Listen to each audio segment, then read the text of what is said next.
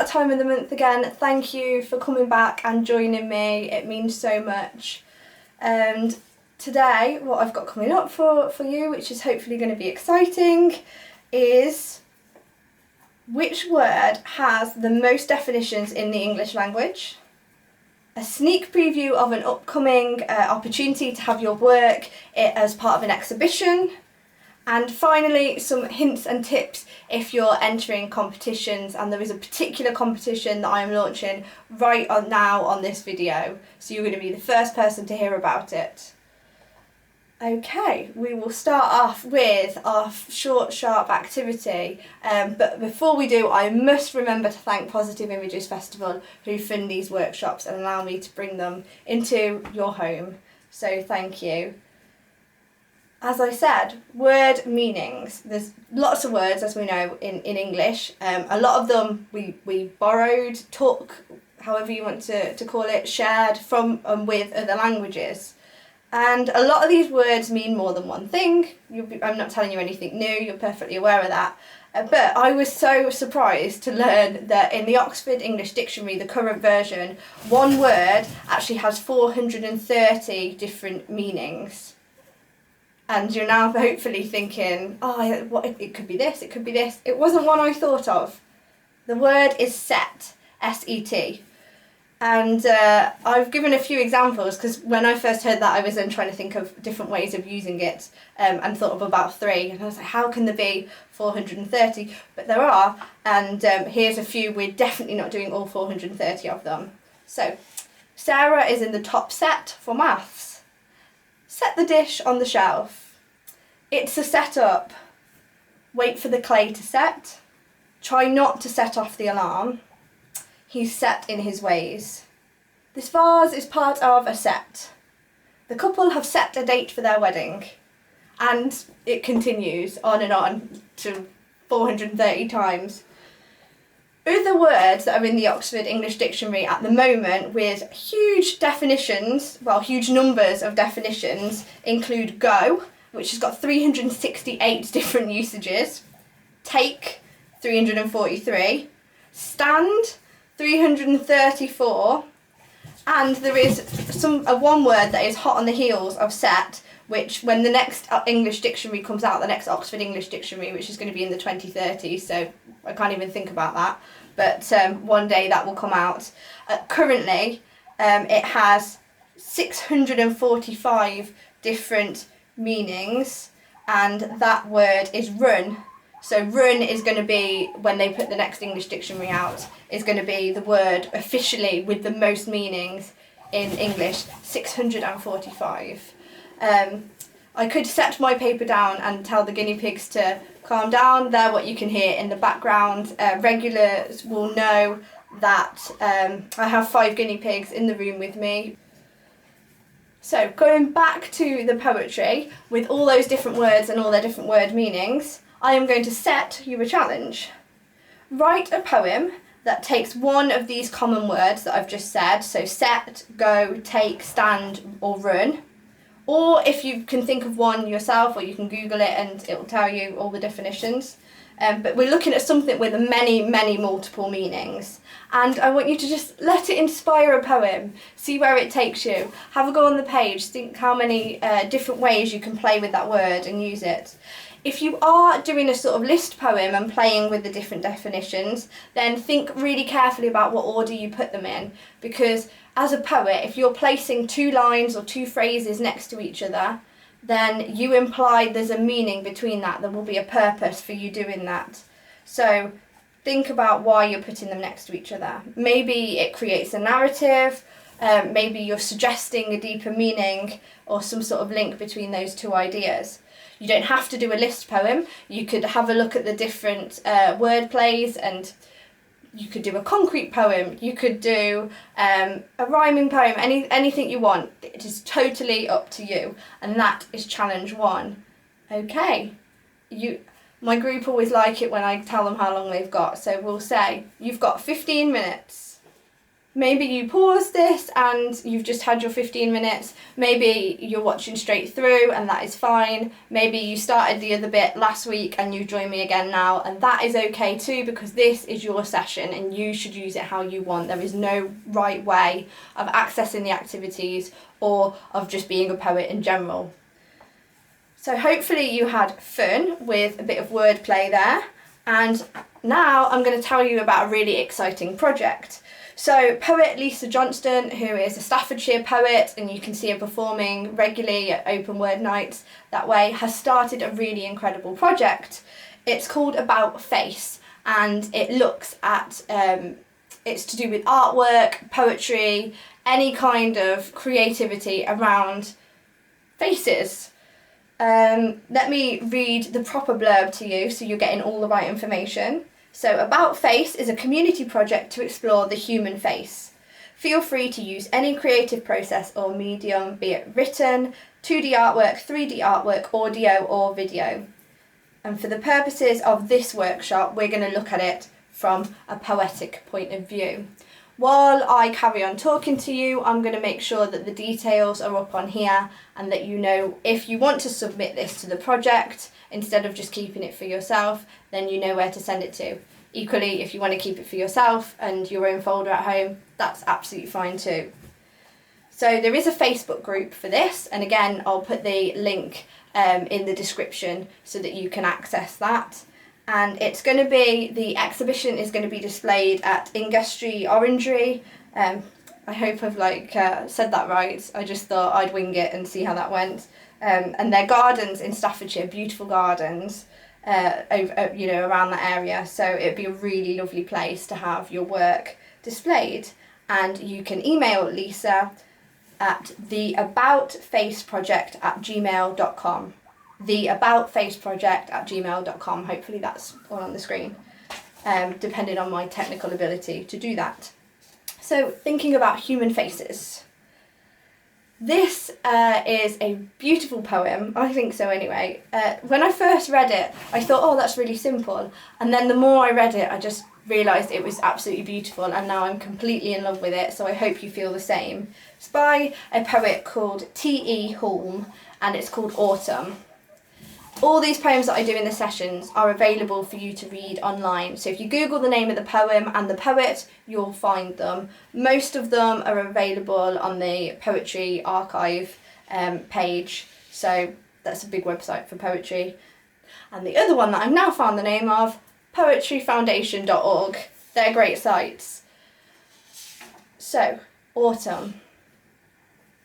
A touch of cold in the autumn night. I walked abroad and saw the ruddy moon lean over a hedge like a red-faced farmer. I did not stop to speak, but nodded, and round about were the wistful stars with white faces like town children. That's the whole poem. It's one of those that you probably will want to read again if you're like me, so I urge you to go and look it up.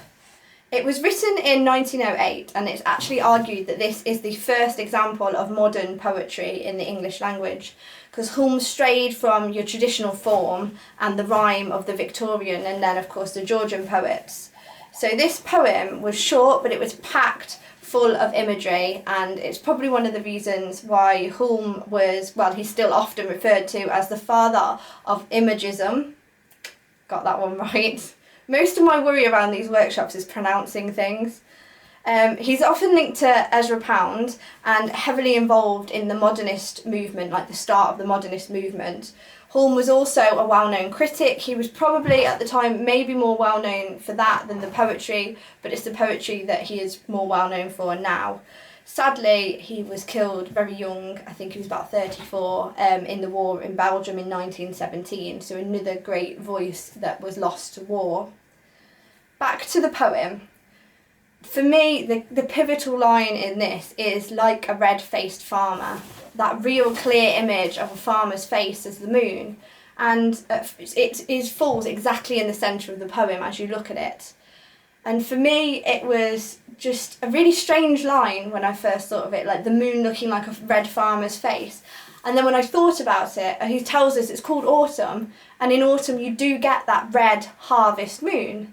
And so then he's made the connection, oh, harvest, farmers, and the idea that it's just this big red face in the sky, I then think is absolutely beautiful. So you've got moon, farmer, autumn, harvest, all those things that create these wonderful images in the poem. And I felt, yeah, it really does act as a centrepiece. And then, of course, you've got the moon, which is the big face, but you've got the little faces around it that are the white faces of the townschildren.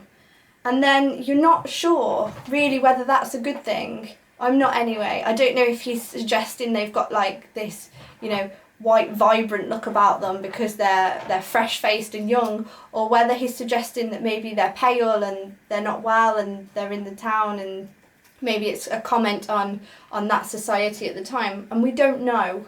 And that's sort of one of the beautiful things of this poem, is that we're not 100% sure exactly what it's saying, but there's enough there for us to make our own mind up using these details. Ironically, having decided to use this poem, when I was thinking about faces, I was like, yes, autumn. I actually looked up to do my little bio where Hulme was from, and discovered he is actually from Staffordshire, which is the same place where the project is taking place. That's a beautiful coincidence. Some may say it was even poetic, but there we are. So your challenge now is to have a go at a poem inspired by a human face or faces. That's if you're doing it for the project. If you don't want to send into the project and you want to do another kind of face, then your activity, totally up to you. But my suggestion is have a go at something about the human face. And if you are lucky enough to be artistic and creative in that way as well, as a visual artist, then why not do an accompanying piece of artwork if you get the chance to do that. Have fun, and I hope that I hope you'll consider sending it into the project. Okay, activity 3. I know I sometimes stumble over words and things. I like this to be as natural as possible, so I actually don't ever re-record. This is just us going straight in it, so you'll have to forgive the occasional blip. But, I don't need everything to be perfect. I'm not perfect. Let's not give that impression off online. What I have got is a best practice quote for you, though, about poetry. And I have got the bio, because it's another Maya Angelou quote. But you will be used to me using Maya Angelou quotes, and you will probably know the bio better than I do by now. But she is just so quotable and fantastic. She's one of my favourites to quote. She's one of America's leading female contemporary poets. She achieved so much in the fields of theatre, acting, writing, poetry, but also she was a huge part of the civil rights movement. If you haven't come across her stuff before, then go and have a look for her, look her up on the internet. And Maya Angelou says, "It's very important to know the neighbour next door and the people down the street and even the people in another race." So I picked this theme because our next activity is to do with sort of neighbours and neighbourliness, and I wanted to sort of question, who are our neighbours? Is it just our direct neighbours, our people next door, the people who are a bit like us, the people who we can get on with and who share our opinions? Or actually, do neighbours extend further out? Are we global neighbours? And potentially, just as importantly, who maybe doesn't feel like they are our neighbours, who's left out of these circles? And there's questions that I can't answer, but poetry can move some way towards questioning these things, even if it doesn't answer them. There is a reason for us doing this topic, and that is that some of you will be aware every year we have the annual Positive Images Festival poetry competition. Positive Images Festival is based in my home city, which is in Coventry. However, we have entries from all over the world. So, winners have been not necessarily from even Coventry, but from different countries before. So we get entries from all over the UK, all over the world. Please feel free to share your entries. And this year, our poetry reading and celebration and award ceremony for the competition will be on Zoom. We're thinking about the 21st of November, but I'll confirm that one nearer the time. So now that those barriers, like geographical barriers, have broken down, you can definitely come along, and you needn't worry about having to drive anywhere to go to the poetry event if you want to send a poem in. Let me just check I've given you all the right details because I would hate to miss anything out. The important part is that the competition opens on the 1st of October and it's open for a whole month. And you've got plenty of time now to start drafting your poem depending on when you're watching this. So a large selection of the entries will be published in one of our beautiful booklets. They're really good quality, like thick booklets. We do put a good portion of the entries that come into the booklet. So there's a good chance that you will get published in there. And we have a wonderful collection then of all the different poems around the theme. And of course there are prizes for the 3 winning poems. So we thought we'll have a look at the theme. I can give you a few hints and tips of things that we might be looking for, and these will apply not only to this competition, but from my understanding, and I definitely don't win everything by any means, but from my understanding these hints and tips will help you in other competitions and when you're submitting poetry in general. So first of all, we'll start off with one of the poems, and of course I can't do a neighbours themed poem without picking potentially the obvious choice here, but he is my favourite poet, and one of them anyway, and I couldn't leave him out. So this is a Robert Frost one. I bet you've probably guessed what it is. If not, then this is potentially his most famous one, and it's called Mending Wall. Something there is that doesn't love a wall, that sends the frozen ground swell under it, and spills the upper boulders in the sun, and makes gaps even 2 can pass abreast. The work of hunters is another thing. I have come after them and made repair, where they have left not 1 stone on a stone. But they would have the rabbit out of hiding to please the yelping dogs. The gaps, I mean, no one has seen them made or heard them made, but at spring mending time we find them there.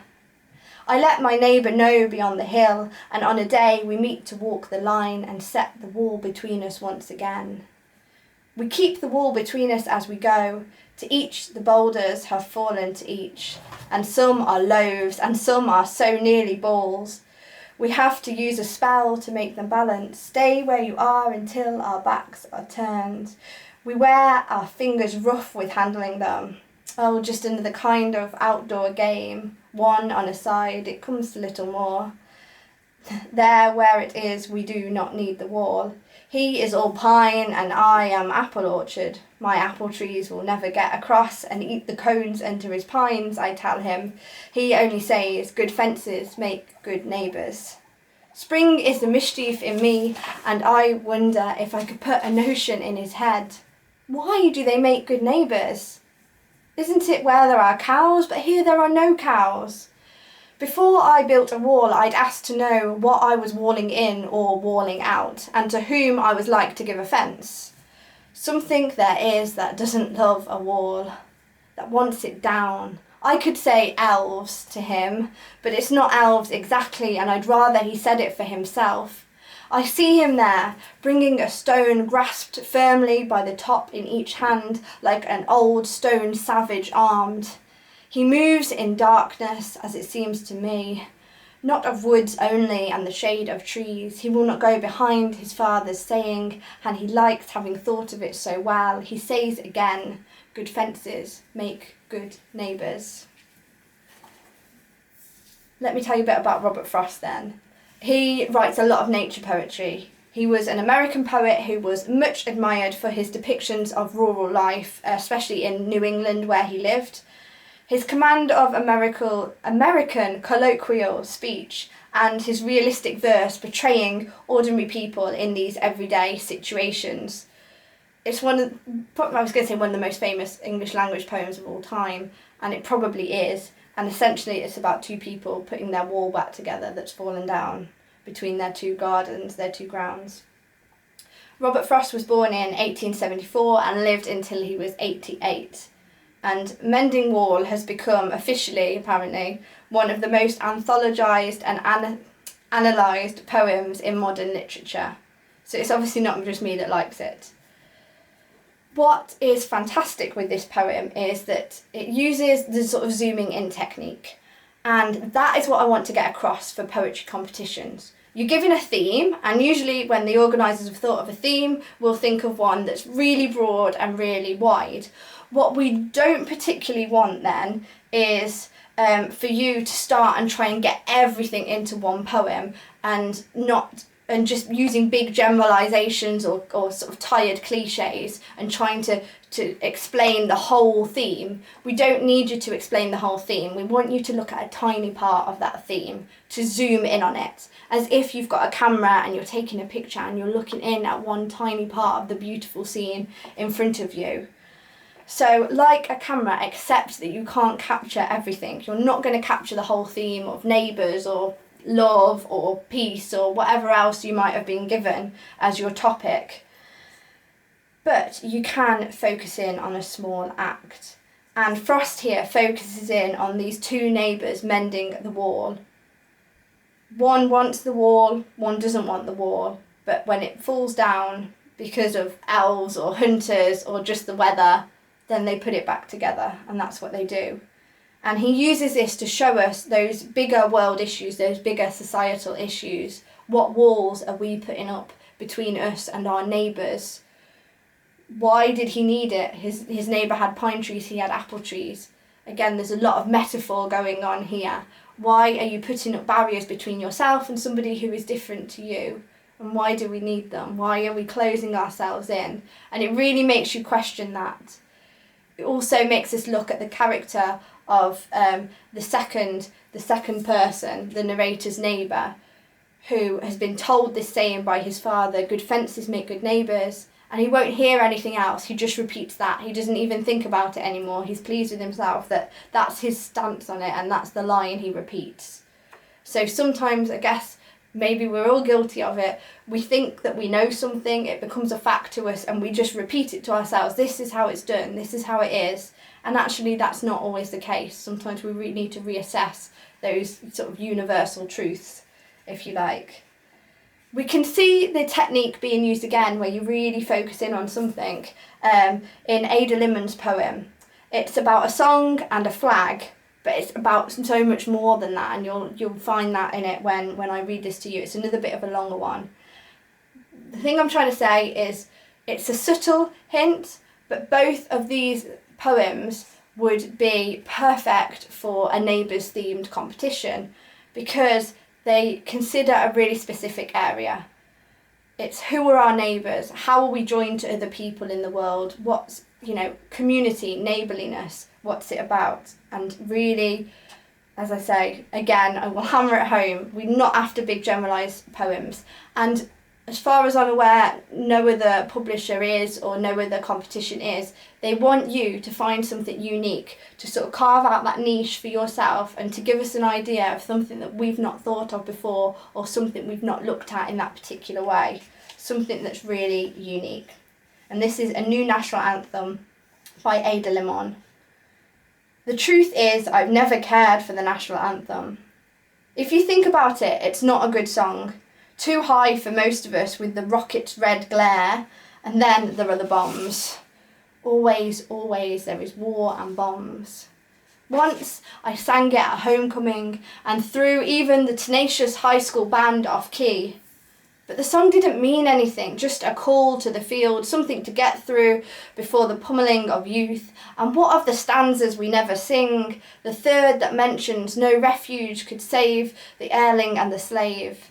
Perhaps the truth is every song of this country has an unsung third stanza. Something brutal snaking underneath us as we blindly sing the high notes with a beer sloshing in the stands, hoping our team wins.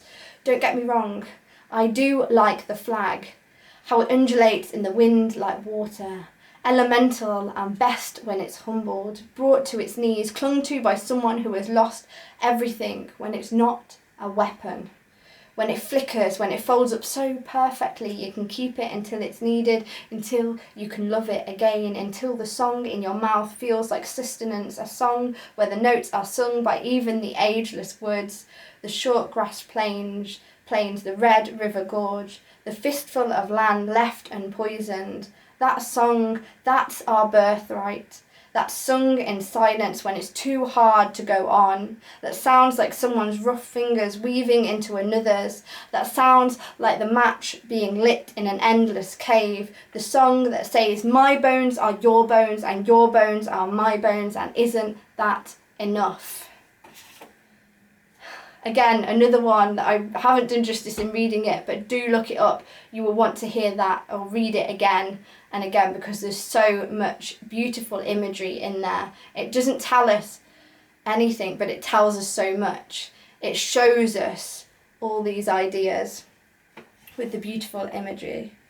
And if you haven't come across Limon before, Ada Limon is the author of 5 books of poetry, including The Carrying, which was named one of the top 5 books of the year by the Washington Post.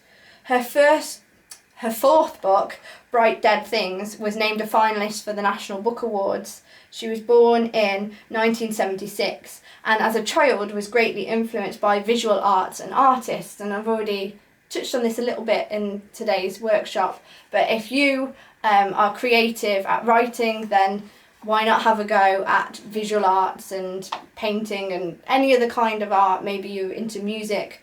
Usually there's like lots of different areas that you can play with and encompass the poetry into. So they're the poems I've given you as an example. Don't rewrite those poems, write your own, write what you know, write something that means something to you.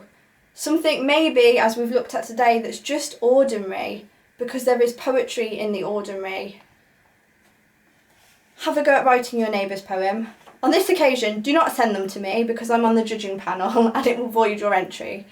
So don't send me your neighbour's poems, but do write them and send them in anonymously to the competition. You can email them to positiveimagesfest@yahoo.com. Again, I'll have the text going up here. That's positiveimagesfest@yahoo.com. Fest obviously being short for festival.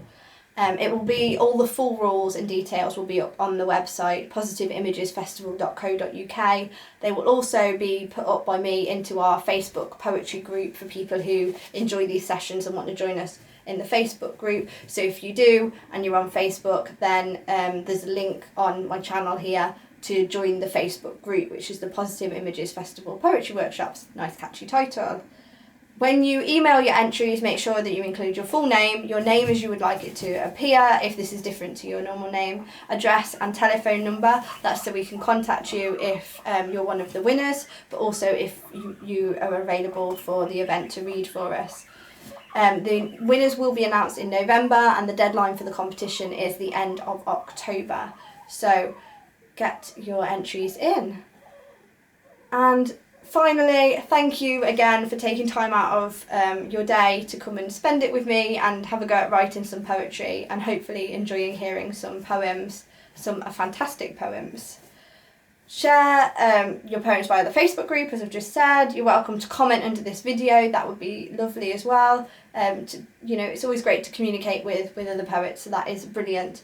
Last thing that I would like to do is a little plug for this channel, is that on Friday I am launching the We Speak Poetry project, and if you're watching this in the future then it will have been launched and you've got all the videos there in the playlist to watch.